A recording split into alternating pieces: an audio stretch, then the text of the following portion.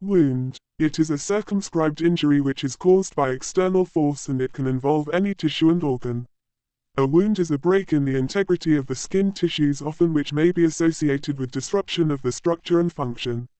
A cut or break in the continuity of any tissue caused by injury or operation. Classification of wounds. Tidy wounds and untidy wounds.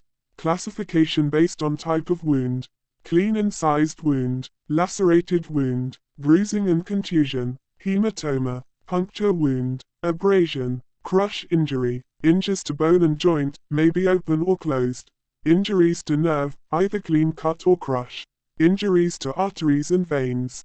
Penetrating wounds. Classification based on thickness of wound. Superficial wound, partial thickness, full thickness. Deep wounds, complicated wounds, penetrating wounds. Classification of surgical wounds. Clean wound, clean contaminated wound, contaminated wound, dirty infected wound. Healing. Healing is the body's response to injury in an attempt to restore normal structure and function. The process of healing involves two distinct processes: regeneration and repair. One regeneration is when healing takes place by proliferation of parenchymal cells and usually results in complete restoration of the original tissues. The goal of all surgical procedures should be regeneration, which returns the tissues to their normal microstructure and function. 2. Repair. It is a healing outcome in which tissues do not return to their normal architecture and function. Repair typically results in the formation of scar tissue. Types of wound healing. Healing by first intention, wounds with opposed edges. Healing by secondary intention, wounds with separated edges. Healing by first intention, wounds with opposed edges. Healing of wound with following characteristics. Healing of wound with following characteristics.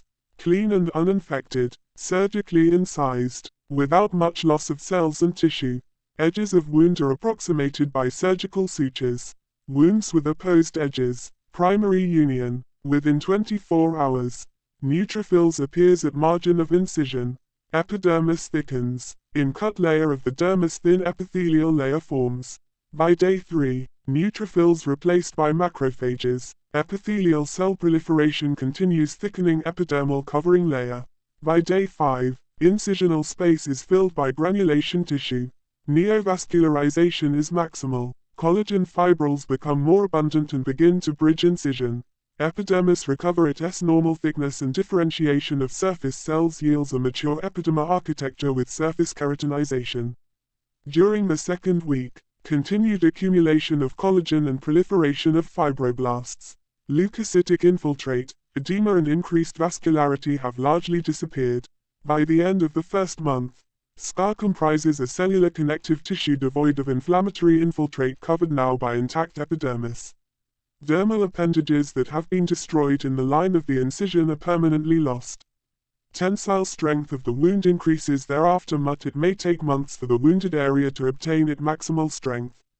Healing by secondary intention. Wounds with separated edges, secondary union, when there is more extensive loss of cells and tissue. Regeneration of parenchymal cells cannot completely reconstitute the original architecture. Abundant granulation tissue grows in from the margin to complete the repair. Secondary healing differs from primary healing in several respects. Inflammatory reaction is more intense. Much larger amounts of granulation tissue are formed. Wound contraction occurs in large surface wounds. Substantial scar formation and thinning of the epidermis occurs.